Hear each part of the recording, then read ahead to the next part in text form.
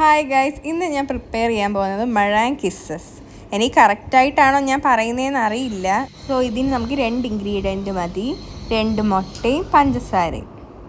ഞാനിവിടെ 2 മുട്ടയുടെ വെള്ളം സെപ്പറേറ്റ് ചെയ്ത് എടുത്തിട്ടുണ്ട്. അത് നമുക്കൊരു ബൗളിലോട്ട് മാറ്റി നല്ലപോലെ ബീറ്റ് ചെയ്യാം. പിന്നെ ശ്രദ്ധിക്കണം, പാത്രത്തിൽ നനവൊന്നും കാണാൻ പാടില്ല. പാത്രം കഴുകി നല്ലപോലെ ഡ്രൈ ചെയ്തിട്ട് മാത്രമേ എഗ്ഗ് ബീറ്റ് ചെയ്യാവുള്ളൂ. ഇനി ഇത് കുറച്ച് ബീറ്റ് ചെയ്തിട്ട് നമുക്കൊരു പിഞ്ച് സോൾട്ട് ഇതിലോട്ട് ഇട്ട് കൊടുക്കാം.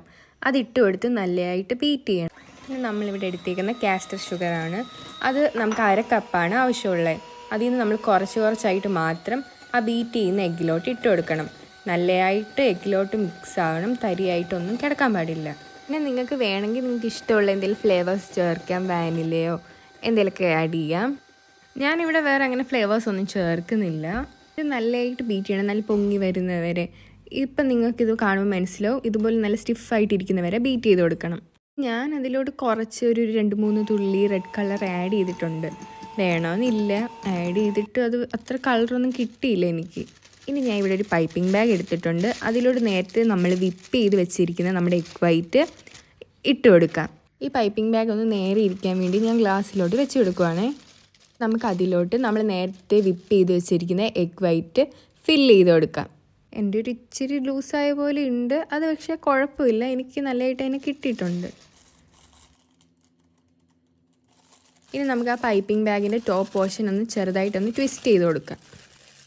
നമുക്കൊരു ട്രേ ബട്ടർ പേപ്പർ ഇട്ട് വെക്കാം. അതിലോട്ട് നിങ്ങൾക്ക് ഇഷ്ടമുള്ള ഡിസൈനിൽ നിങ്ങൾക്ക് ഇത് ചെയ്തെടുക്കാം.